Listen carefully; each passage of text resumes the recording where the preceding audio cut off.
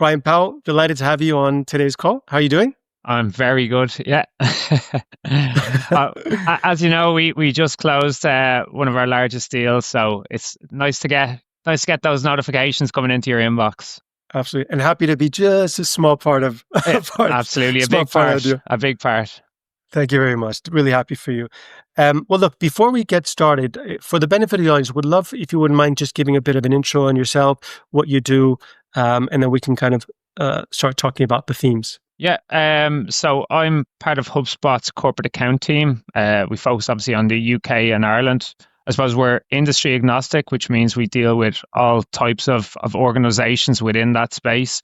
And really, I suppose it's the largest segment within HubSpot. So it's generally the largest businesses that we deal with. Exciting. And I've obviously been part of some of that. It's exciting to see the progress. Well, look, as you know, this is all about doing a segment on Q4 and the importance of Q4. We all know within the sales universe that Q4 is kind of the make or break quarter. There is no Q5, right? So if your sales if you haven't hit your targets up until Q4, this is a quarter to make it. But the good news is a lot of your buyers are ready to buy for Q1 the next year. And so we call it business case season because it is that period where business cases will help you get things over the line. I would love to hear from you, given all the experience you've had in sales over the years. When I say Q4, what resonates there? What is Q4 to you? I think in every business, it's quite cyclical. The way organizations operate, they operate around their fiscal year anyway. So not every fiscal year it ends in December. I suppose we have to be mindful of that. But in general, like what we obviously see is an uptick in business towards June and the end of our half year. And then generally people go away on holidays, July, August, people come back into seat in September. So really you do want to kind of capture that momentum once people actually have the bandwidth to start kicking off those conversations. And I think it generally is building up to a crescendo, I suppose, in December. So it's trying to get all the ducks in a row and get that kind of buy-in as early as possible within that period. And as an elite sales professional, because you clearly are one, what do you do to get yourself ready for Q4? Because I guess September is when everybody comes back from holiday. Q4 generally for fiscal year or calendar year starts October 1st. How do you prep for that? Generally, it's kind of stakeholder management because for the most part, you're going to be dealing with one, maybe 2 points of contact a lot of the time. They're going to be your primary go-to person within that organization. And really what you want to do is use them to corral their internal stakeholders to understand that, September when people are back in seat, generally that's the time that we want to be kicking off this project because as with all, the majority of our projects are where they're having to replace something that's like an incumbent or like a number of different systems. So we want to be able to time that around when the expiration of those contracts are. And there's obviously a period of migration as well. So, you usually have to manage that in parallel over a number of months. So what we want to do is be able to kind of set that expectation that in general, September is kind of the start of that period.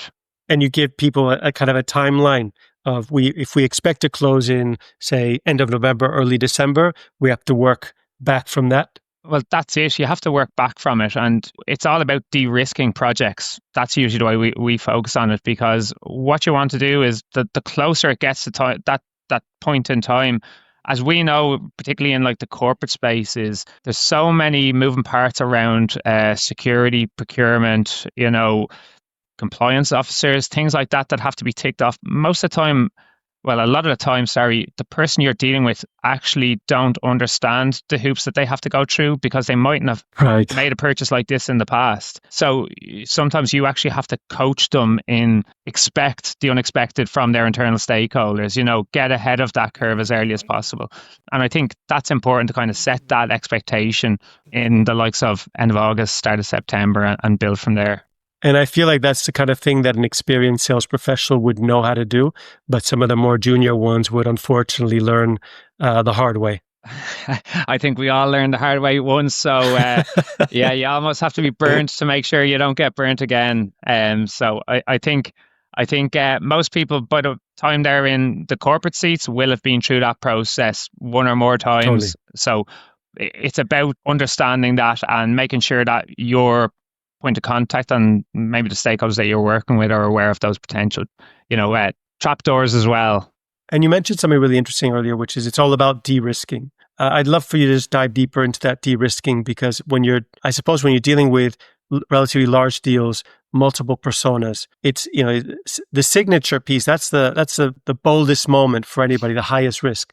How do you de-risk the situation? Well, there's a number of ways, but like very often timelines are an important consideration when we're looking at it. Like there's a lot more moving parts than just the software. Like, there's process, there's technology, and there's people change. There's the whole change management piece that companies need to think of. And that's what our job is actually to do, is to build an awareness that it's not just like HubSpot do the technology, but there's so many other parts beyond that. That's why we have a partner ecosystem. That's why we work closely with, I suppose, the elite level partners typically within HubSpot, because they have to understand that there's a change period, there's training, there's adoption, and ultimately the technology is useless unless the end user actually has the tools and has the resources to actually make the most of it. And how does your strategy change, or does it, in Q4? Because I would imagine the de-risking exercise you do for any prospect in any time of year. How do things change within Q4, given oftentimes the need to close by December 31st? Well, typically what I want to work around is a compelling event. And the worst compelling event is HubSpot's end of year, to be honest, because if we're just focused on HubSpot's end of year, that means we're talking about discount. Whereas what we should be talking about is the compelling event on the customer side. That might be a renewal with another vendor. That might be something that they're looking to get live in that timeline. They're also thinking about they need to get, everything wrapped up before people break for Christmas. Like December is a long month with very little space for when people are actually in the office. So you're probably only talking 10 days before people are already starting to think about their Christmas parties. So I think the reality is it's a natural break. December and Christmas time is a natural break. So bringing people back into office in January, where they can kind of, set their new year goals as well as roll out their new systems, that's why it makes sense. And that's why it's more of a natural, compelling event rather than focus on HubSpot's financial year end, where we're talking about commercial flexibility. It's interesting that you say that it's true, because you don't want the compelling event to be yours, because obviously discounts and then come into the equation. And a lot of on the buyer side, we're clued into that, right? So we always want to take advantage of the discounts. Okay, so I'm sure you've seen it all. What's the craziest thing that you've had to do to get a deal over the line by December 31st, or that you've seen from maybe one of your colleagues? You don't need to name names. No, I have one in mind where we were dealing with a company that basically sold like hospitality packages for, like, let's say the Formula One and for like Aintree and the Grand National and that kind of thing. So it was very much kind of boiler room mentality. They were basically calling up like large organizations trying to sell hospitality packages to them. Turned out anyway, they were interested in getting a CRM because they needed a way to track like their top sellers. It was obviously the most suitable place to sell CRM because it was all sales. They were all working, trying to understand like what leads were coming in and all that sort of stuff, but they were working off a Rolodex. So their top sellers didn't even have have supplied laptops or anything like that.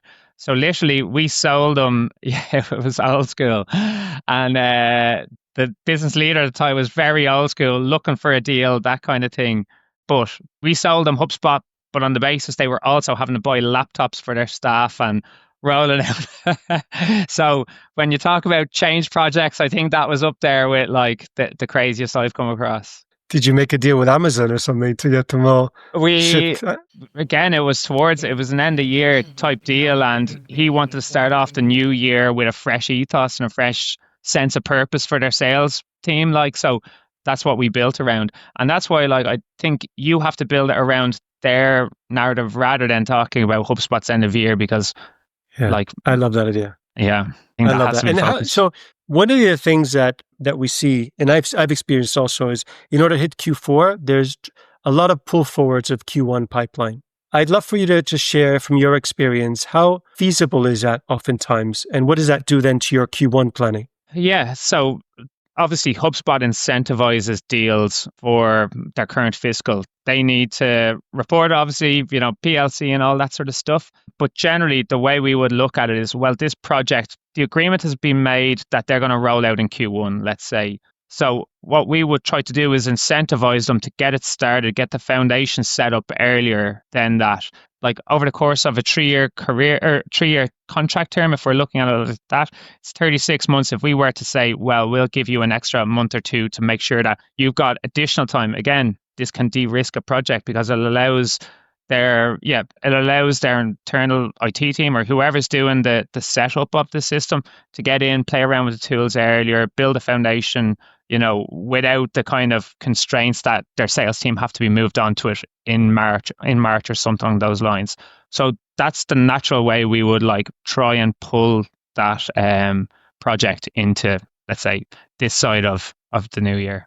And how much does a business case help to drive the de-risking aspect of Q4? How does it align with some of the other activity to get the deal over the line? I think very often from the demo, you're like the stakeholders that you're working with, which might be like heads of marketing, heads of sales, like ops teams and all that, can actually see the value in the platform and how it makes sense. The reality is, though, they've to report up to somebody. Maybe it's an executive board or also an external parent or a PE, and they need to be able to understand, what is this going to look like? How is it going to deliver value?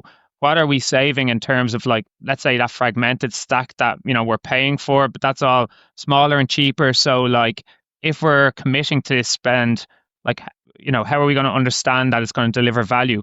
And obviously, what we're trying to focus on is the total cost of ownership. It's teams that aren't getting use out of that or having to jump into multiple different tools. It's taking them longer. And this is obviously where we focused on, even in respect to that deal that we just closed. It wasn't like, it was very much time to deploy campaigns because they're looking at omni-channel campaign rollouts. It usually takes them longer because they've got multiple tools to do that from. They haven't got a central place to manage it. And by having a single place to manage those full campaigns, the time to deploy is much quicker. And that, like, when you're looking at that over multiple campaigns and, in sales and across multiple salespeople, that's really what we're focusing on, is that time saving. Where are the kind of key metrics that they're actually going to build value from? And so you're saying that the business case helps really tell that story internally to the other stakeholders. Exactly. It's funny. We always say that there's two sales. There's the one we see and the one that we don't see. Yeah, right? Exactly.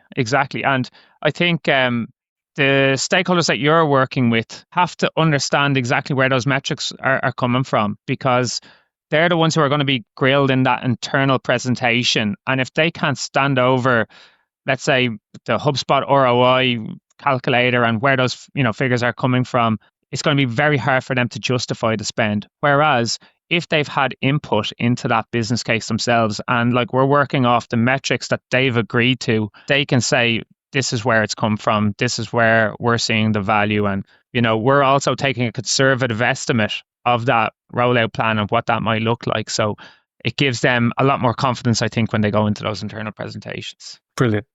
Brian, I presume you've already hit your numbers for the year. Any plans how you intend to spend Q4? Take advantage of the accelerators. I think that's the main one. So yeah, hopefully a couple more accelerators now pop up in Q4 when the business gets extra eager to get those deals in. But no, I think we Awesome. still have plenty of the year left to go. So plenty more deals out there. Happy to be helpful in any way. Thank you very much. Really enjoyed our chat. No problem at all, Martin. Cheers. All the best. Cheers.